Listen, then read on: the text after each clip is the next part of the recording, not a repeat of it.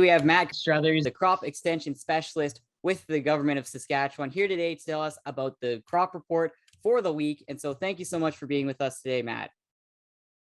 No, thank you for having me. All right, so we'll start off, Matt. The first crop report came out last week. So why don't you give us just a kind of brief overview of what that crop report looked like?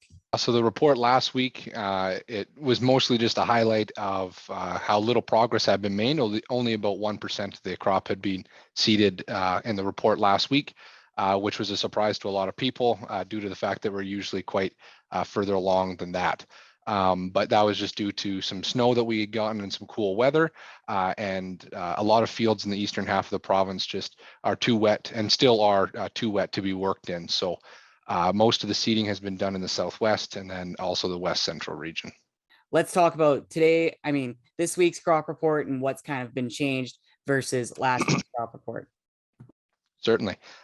So this week, we see that seeding progress has hit 14% for the province. That's very good to see.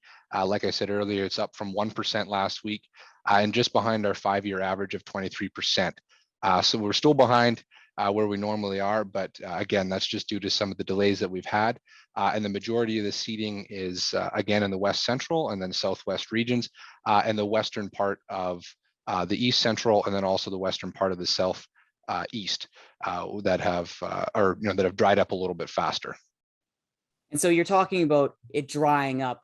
Does that mean better conditions for seeding, that it might not be exactly the worst thing, that it's a little wetter in some places, as it has been quite dry in Saskatchewan in previous years?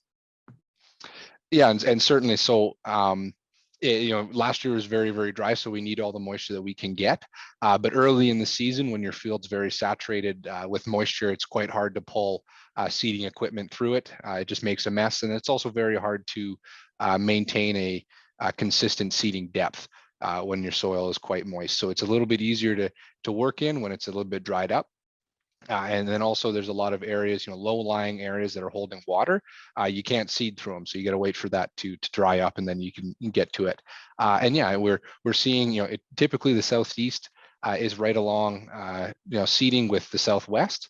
But this year they're experiencing a lot more moisture than they have in the previous 5 years, to my knowledge. So they're just have to wait and lag behind like the rest of the province, but they'll catch up certainly once things dry up. And so, Matt, you mentioned that producers in southern Saskatchewan and central Saskatchewan have started seeding, but what about producers in northern Saskatchewan? Is it typical to see them start seeding later than most typical producers in the south and central parts of Saskatchewan? Usually the southwest and southeast are the first ones to start seeding, and then followed by the central regions, then of course the north. So the north is actually not far behind where they usually are. They're very used to wet springs and snow sticking around a little bit longer and some frequent spring rain. So I don't think anyone up there is panicking too bad, and they shouldn't be. There's plenty of time left to get seed in the ground.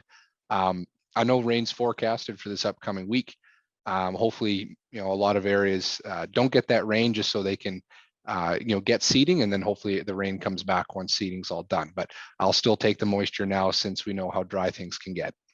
What in previous years has been the minimal latest time that farmers have wanted to get all of their grain seeded so that harvesting can begin relatively at the proper time? Typically, we would like to see the majority of seeding wrapped up by June or early June. Some crops like flax are usually the ones that are held off a little bit later, but they can also withstand a little bit of the harsher weather in the fall. But yeah, for crops like cereals and pulses, you're usually the first ones to go in, then followed by canola. And yeah, you want to get those done so you're not combining sometime in November. But I don't think that's going to happen this year, as long as we have a break in the rainfall. If it rains from now until June, we might see some issues farther on in the season, but I don't think it's going to rain that much. You were mentioning flax being a later one to seed. Has there been a consistent amount of a certain seed going in right now, or has it been kind of spread amongst all of the seeds and crops that usually go in about this time? It's a pretty typical year in the areas that are seeding, in the southwest and the west central region, where they have been seeding.